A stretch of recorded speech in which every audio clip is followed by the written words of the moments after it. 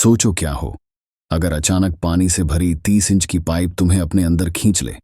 जब तक तुम्हें समझ आए कि हुआ क्या, तब तक तुम उसके अंदर अंधेरे में सांस लेने के लिए छटपटा रहे हो और मौत बिल्कुल सामने हो।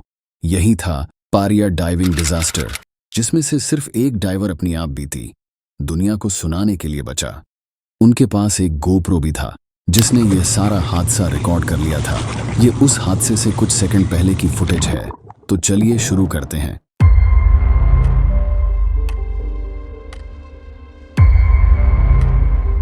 पच्चीस फरवरी 2022 LMCS कंपनी के डाइवर्स के लिए नॉर्मल वर्किंग डे जैसा ही था। उन्हें पारिया ऑयल कंपनी के लिए मेंटेनेंस का काम मिला था। ये एक गवर्नमेंट ओन्ड ऑयल कंपनी थी जो वेस्ट अफ्रीका के ट्रिनिडेड में स्थित थी। उन professional divers Kazim Ali junior, Yusuf Henry, Faizal Kurban, Rishi Nagassar Chris Boodram के लिए रोजमर्रा के काम जैसा ही था। वो लोग पाइप के ऐसे सेक्शन पर काम करने वाले थे जो फिलहाल इस्तेमाल में नहीं लिया जा रहा था। ये 1200 फीट लंबी और एक यू के आकार वाली पाइप थी। यह पाइप बर्थ 6 से बर्थ 5 तक तेल पहुंचाने के लिए इस्तेमाल की जाती थी। बर्थ 6 पर जहाज तेल के टैंक को खाली कर देते और वह समुद्र के नीचे बिछी इस पाइप के जरिए रिफाइनरी तक पहुंच जाता। ये मेंटेनेंस का काम करने के लिए उन्हें पाइप को समुद्र के पानी से अलग करना पड़ता था। इसके लिए उन्होंने पाइप के मुंह पर एक स्पेशली डिजाइंड हैबिटेट को रखा। इस हैबिटेट के अंदर ऑक्सीजन के प्रेशर की वजह से ओशन वाटर उस हैबिटेट के अंदर नहीं जा पाता और उन्हें काम करने की जगह मिल जाती है। ये वैसा ही है जैसे अगर हम बाल्टी में गिलास को उल्टा करके डालें तो पानी गिलास के अंदर नहीं जा पाता। यह हैबिटेट 8x8 का स्ट्रक्चर होता है। इसके अंदर वर्कर्स को आराम से खड़े होकर अपने काम के साथ अपने कपड़े चेंज या इक्विपमेंट्स पहनने में आसानी होती है। उस दिन मेंटेनेंस के साथ एक और काम था। वह था पाइप में लगे एक हवा से भरे रबर के प्लग को बाहर निकालना। यह रबर का प्लग सिर्फ 2 हफ्ते पहले ही लगाया गया था ताकि पाइप से तेल या अंदर बनने वाले हाइड्रोकार्बन बाहर ना निकले। पर वो लोग यह नहीं जानते थे कि पाइप में पहले से ही डिफरेंशियल प्रेशर बना हुआ है, जिसे डेल्टा पी भी कहते हैं। डेल्टा पी को हम इस छोटे से एग्जाम्पल से समझते हैं। अगर हमारे पास 2 टैंक है जो बीच में एक पाइप से जुड़े हैं और इस पाइप के बीच में एक वाल्व है। अगर एक टैंक थोड़ा सा भरा हो और एक फुल, तो फुल वाला टैंक उस वाल्व पर प्रेशर डालता है और अगर उस वाल्व को खोल दिया जाए तो यह प्रेशर डिफरेंस एक फोर्स के साथ दोनों टैंक में पानी को बराबर करने की कोशिश करेगा। यदि इसके आसपास कोई इंसान हो तो वह भी प्रेशर के साथ इस पाइप में खींचा चला जाएगा। यही उस दिन हुआ। जैसे ही उन्होंने उस रबर प्लग को बाहर खोला, एकदम से प्रेशर से पानी अंदर घूमा और तेज घूमता पानी का बवंडर बन गया, जिसने उनके सोचने से पहले ही उन 5 को पाइप के अंदर खींच लिया। वो लोग इसके लिए बिल्कुल भी तैयार नहीं थे और ना ही किसी ने ऐसा कभी सोचा था। ये डेल्टा पी कितना पावरफुल होता है, ये इस वीडियो में आप देख सकते हैं।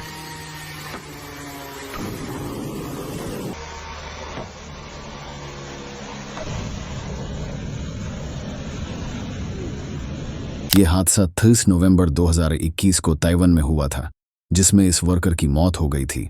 पर उनकी किस्मत थोड़ी अच्छी थी कि वो लोग पाइप में एक ऐसी जगह जाकर रुके जहां हवा का एक बबल बना हुआ था और वो सांस ले पा रहे थे। उन्होंने एक दूसरे के नाम पुकारे। तब उन्हें समझ में आया कि वो सारे उस पाइप के अंदर जिंदा थे। पर उन्हें ना यह पता था कि वो पाइप में कितने अंदर तक है, ना ही वो किस सिरे से आए और किस सिरे से बाहर निकलने का रास्ता है। इस पाइप में जगह जगह पर उठाव थे जो पाइप के नीचे लगे सपोर्ट से बने हुए थे। इसी वजह से बीच में जगह जगह पर एयर पॉकेट्स बने हुए थे और वो भी ऐसे ही किसी एयर पॉकेट में थे। उन्हें समझ आ चुका था कि वो बुरे हाल में तो है, पर किस्मत से सारे जिंदा हैं और उन्हें यहां से जल्दी निकलना होगा। पर वो ये नहीं जानते थे कि उन्हें पाइप में किस दिशा में जाना चाहिए। तो उन्होंने डिसाइड किया वो क्रिस की तरफ चलेंगे। उन्होंने एक दूसरे के पैरों के जरिए चेन बना ली और अपने शरीर को आगे धकेलने लगे। पर दिक्कत थी कि सारी पाइप तेल से चिकनी थी और आगे बढ़ना बहुत मुश्किल हो रहा था। बाकियों को तो छोटी मोटी चोटें ही थीं, पर काजिम और यूसुफ का पैर टूट गया था। अंधेरे, तेल की फिसलन और घायल होने के बाद भी वो लोग आगे बढ़ने की कोशिश करते हैं। पर कई देर मेहनत करने के बाद उनके सामने एक और दिक्कत आ जाती है। एयर पॉकेट से आगे निकलने पर उन्हें पानी पूरी तरह भरा मिला। अब आगे जाने के लिए उन्हें पानी में डूबकर जाना पड़ता। इसलिए यह डिसाइड हुआ कि क्रिस और काजिम दोनों आगे जाकर बाहर निकलने की कोशिश करेंगे और बाकी सब के लिए मदद लाएंगे। वो बड़ी मुश्किल से अपनी सांस रोककर पानी में तैरते हुए आगे बढ़े और अगले एयर पॉकेट तक पहुंच गए। पर काजिम का टूटा पैर आगे बढ़ने में बहुत बड़ी रुकावट बन चुका था। तो उन्होंने डिसाइड किया कि क्रिस अकेला ही यहां से निकलने की कोशिश करेगा। क्रिस ने टैंक को अपने सीने के आगे रख लिया और पाइप में आगे बढ़ना शुरू किया। काफी देर की मेहनत के बाद वो पाइप के उस मोड़ पर पहुंच गया जहां से उसे ऊपर उठना था। पर उसे डर था कि कहीं वो बर्थ 6 की बजाय बर्थ 5 की तरफ ना हो, क्योंकि ऐसे में पाइप का वह हिस्सा बंद मिलता। पर उसकी किस्मत उसका साथ दे गई। वो बर्थ 6 ही था। उसने वहां से चिल्लाना और पाइप को जोर जोर से बजाना शुरू किया, जिससे बचाव कर्मियों का ध्यान उस पर चला गया और चेन्स की मदद से उसे बाहर खींच लिया गया। क्रिस खुशी से भावुक हो गया था, क्योंकि वो जानता था कि वो बच गया है और उसके दोस्तों को भी बचा लिया जाएगा। उसने रेस्क्यूअर्स को बता दिया कि पाइप के अंदर एयर पॉकेट्स बने हुए हैं और बाकी 4 लोग अब भी जिंदा हैं। उसे तुरंत अस्पताल ले जाया गया। अब तक बाहर LMCS कंपनी के किसी भी आदमी को यकीन नहीं था कि वो जिंदा होंगे। उन्हें लग रहा था कि उस पाइप में तेल होगा जिसमें डूबकर वो लोग मर गए होंगे। उन्हें ये इसलिए भी लगा क्योंकि एयर टैंक्स में केवल 1 घंटे की ही ऑक्सीजन होती है और तब तक हादसे को 2 घंटे बीत चुके थे। क्रिस के सही सलामत बाहर निकल जाने से उम्मीद की एक नई किरण जाग गई थी। गोताखोरों ने उनकी लोकेशन पता करने के लिए जब उस पाइप को बजाना शुरू किया तो उन्हें बदले में फंसे हुए वर्कर्स की ठक ठक आवाज सुनाई दी। वो लोग भी पाइप बजाकर जवाब दे रहे थे। गोताखोरों की आवाज से उन चारों को काफी सुकून मिला। उन्हें ख्याल आने लगे कि ऊपर कैसे उनको बचाने के लिए मेहनत की जा रही होगी। रस्सियां, एयर टैंक्स, डाइविंग गियर्स सब तैयार किया जा रहे होंगे। पर घंटे बीतने लगे और उन्हें कुछ नहीं दिखाई दिया। न पाइप के अंदर आने की कोई आवाज, न पाइप को काटकर उन्हें बाहर निकालने के लिए कोई मेहनत। पाइप में ऑक्सीजन कम हो रही थी और उनके लिए सांस लेना उतना ही मुश्किल। पर वो इंतजार के अलावा कुछ नहीं कर सकते थे। कोई रेस्क्यूअर नहीं आया, ना ही उन्हें बचाने की कोई कोशिश की गई। बहुत ही दर्द भरा होता है यह रियलाइज करना कि तुम्हें बस मरने के लिए छोड़ दिया गया हो। इस हादसे में LMCS, पारिया कंपनी और कोस्ट गार्ड की भूमिका पर काफी सवाल उठे। कुछ का कहना था कि पारिया कंपनी वालों ने उनकी जान बचाने के लिए पाइप में जाने वाले डाइवर्स को भी रोक लिया था। पर कंपनी का कहना था कि उन नौजवानों को बचाने के लिए उनके पास कोई ठोस प्लान नहीं था और अन्य डाइवर्स को अंदर भेजना और ज्यादा रिस्की होता। उनका मानना था कि वो लोग इतनी देर तक जिंदा नहीं रह सकते और अंदर से आने वाली ठक ठक की वो आवाज किसी और चीज की है। Because everything inside me open, I rescue you. Everything inside me open, I rescue what's going on. Nobody was making an attempt to rescue me. I always somebody who doesn't know what's going on, and I was always somebody who could control and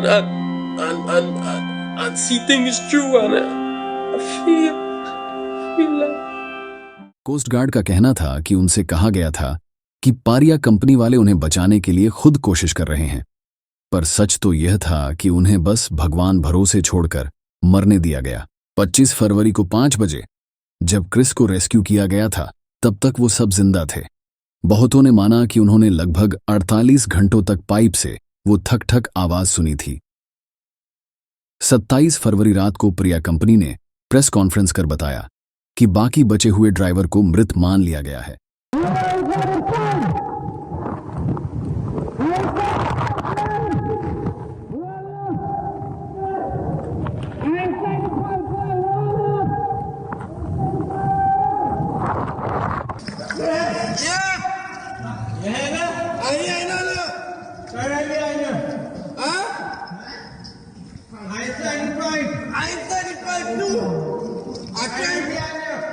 I'm trying to come up. General. Here. Here. Right behind you, man. All right behind you? You're right behind me? Yeah. You don't know when to come up?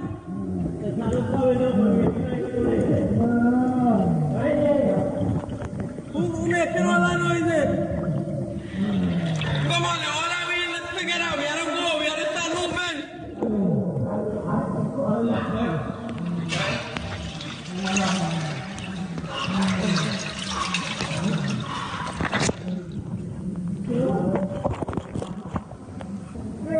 Yeah.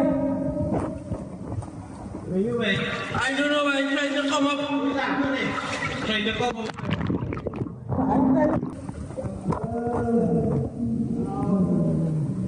But don't worry, all is good. All is good, I'm gonna get with you this. I'm trying to come out. Huh?